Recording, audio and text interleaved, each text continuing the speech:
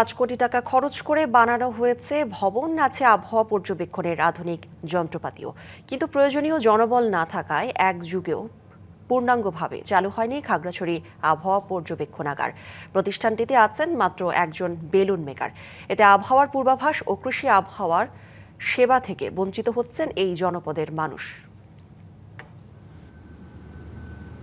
বৃষ্টি, পাহাড় ধস, কৃষি পূর্বাভাস সহ আবহাওয়ার গুরুত্বপূর্ণ তথ্য দিতে দীঘিনালার পোমাংপাড়ায় নির্মাণ করা হয় খাগড়াছড়ির একমাত্র আবহাওয়া পর্যবেক্ষণাগার। প্রায় 5 কোটি টাকা ব্যয়ে ভবন নির্মাণের কাজ শেষ হয় 2014 সালে। স্থাপন করা হয়েছে আধুনিক যন্ত্রপাতিও,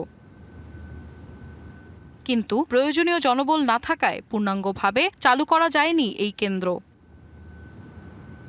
কর্মকর্তা কর্মচারী মিলিয়ে 8 জন জনবল থাকার কথা, অথচ কাজ করছেন মাত্র একজন বেলুন মেকার। ভবনটি দেখাশোনার দায়িত্ব তার উপর। এখানে আমি একা জনবলের সংকটের কারণে অফিস পরিচালনা করা একজনের পক্ষে খুবই কঠিন।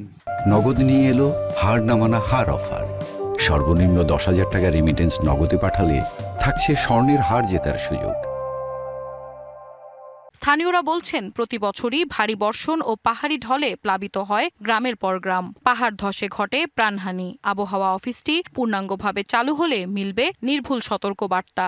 এতে রক্ষা পাবে জীবন ও সম্পদ। অফিসটা 2012 সালের দিকে চালু করা হয়েছে খাগড়াছড়িতে দুর্যোগের খবর দেওয়ার জন্য, কিন্তু আবহাওয়া অফিস নিজেই দুর্যোগে আক্রান্ত হয়ে আছেন। এখানে কোনো আবহাওয়াবিদ বা কোনো অফিসারই এখানে নিয়োগ দেওয়া হয়নি। এখানে মানুষ আগাম বন্যা, প্রাকৃতিক দুর্যোগ বা যে কোনো আবহাওয়া সংক্রান্ত সতর্কতা না পাওয়ার কারণে আগাম প্রস্তুতি নিতে পারছে না। তথ্যগুলো পেলে আমরা টিম নিয়ে কাজ করতে আমাদের সুবিধা হতো। নিয়মিত ও নির্ভুল পূর্বাভাস দিতে আবহাওয়া কেন্দ্রটি পূর্ণাঙ্গভাবে চালুর উদ্যোগ নেওয়ার কথা জানিয়েছেন জেলা প্রশাসক। প্রয়োজনীয় জনবল পদায়ন এবং এই আবহাওয়া অফিসটির কার্যক্রম যেন পুরো মাত্রায় শুরু হয় সে বিষয়ে ইতিমধ্যে আমি ঊর্ধ্বতন কর্তৃপক্ষ বরাবর কথা বলেছি। অতি দ্রুততম সময়ের মধ্যে যেন এই আবহাওয়া অফিসটি কার্যক্রম শুরু করা যায়।